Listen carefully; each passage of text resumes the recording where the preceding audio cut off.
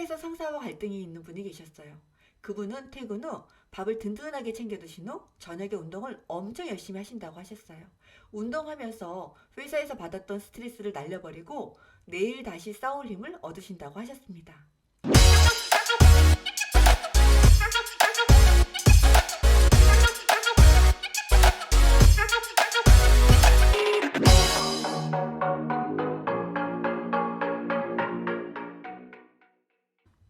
안녕하세요. 나를 알고 너를 알고 서로의 다름을 이해하는 육아시사입니다.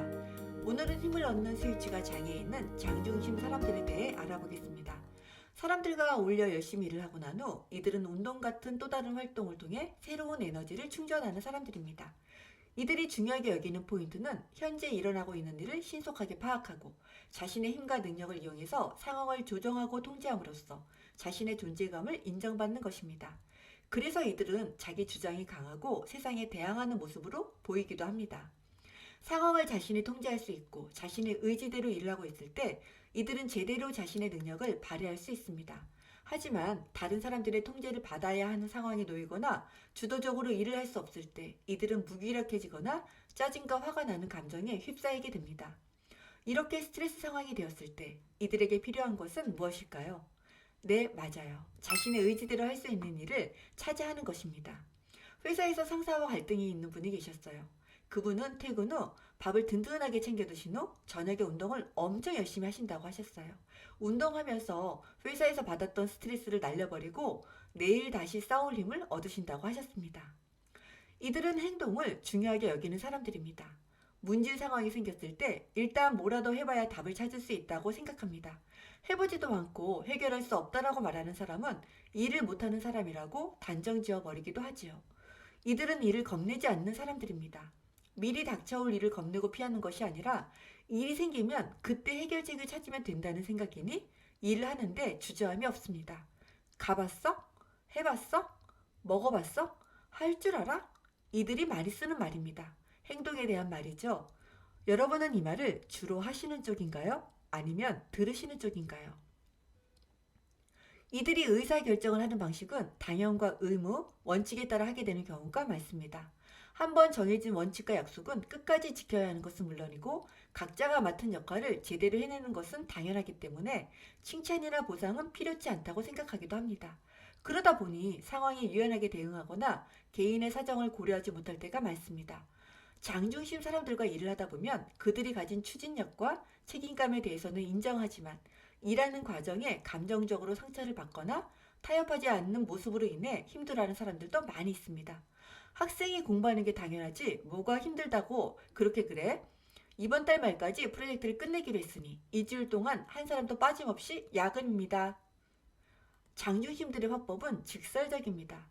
돌려서 말하기보다 분명하고 확실한 어법을 선호합니다. 서론 본론보다는 결론부터 듣기를 원하고 궁금한 점이 있으면 단도직입적으로 묻고 그에 대한 답을 바로 들어야 하는 사람들입니다. 그리고 자신이 하고 싶은 말도 망설이지 않고 합니다. 뒤끝없는 이들의 화법이 간결해서 편한 사람들도 있지만 상처받거나 이해할 수 없는 사람들도 있습니다. 말을 하기 전에 생각을 정리할 시간이 필요한 사람도 있고 자신의 감정을 거침없이 드러내는 말을 듣기 힘들어하는 사람도 있으니까요. 코로나가 한창일 때 이야기입니다. 딸은 철저하게 사회적 거리도 지키고 마스크도 쓰는 타입이었대요. 그런데 아빠는 사람들 만나는 걸 좋아하는지라 잠깐이라도 친구들을 만나는 분이었답니다. 어느 날 산책을 다녀온 아빠가 마스크를 쓰지 않은 채 현관으로 들어오는 걸 마침 딸이 보았대요. 보자마자 아빠, 그러다가 코로나 걸려서 죽으면 어쩌려고 그래요? 라며 큰 소리로 말했답니다.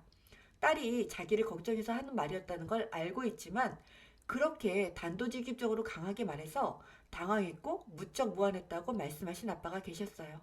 아마 딸은 마스크를 쓰지 않은 아빠의 행동을 지적했을 텐데 아빠는 딸에게 아빠로서의 이미지가 손상당했다고 느끼셨던 것 같습니다. 이들은 다른 사람이 자신의 권위에 도전한다고 생각되면 더 강하게 그들을 통제합니다. 힘 있는 존재로 사람들에게 인정받고 싶은 욕구가 있기 때문에 사람들이 자신에게 힘겨루기를 신청하면 더 강력한 힘을 사용하여 힘의 우위를 가려야 한다고 생각하기 때문입니다. 부모와 자녀 간에도 힘겨루게 하시는 분 계시죠? 상황을 통제할 수 있고 자신의 의지대로 일을 하고 있는데도 왜 내 마음대로 하지 못하는 것 같아서 화가 날 때가 많을까요? 장중심 사람들은 통제에 대한 욕구가 높은 사람들이기 때문입니다. 그래서 내가 힘있는 존재라는 걸 자꾸 인정받으려 합니다. 만일 당신이 장중심이라면 이렇게 속삭여 주셔요. 나는 이미 충분히 힘있는 존재야. 오늘은 에너지를 얻는 스위치가 장애 있는 장중심 사람들에 대해서 알아보았습니다. 다음 시간부터 9가지 성격 유형에 대해 이야기를 나눌 거고요. 우리가 만날 첫 번째 유형은 머리 중심인 O 유형입니다. 감사합니다.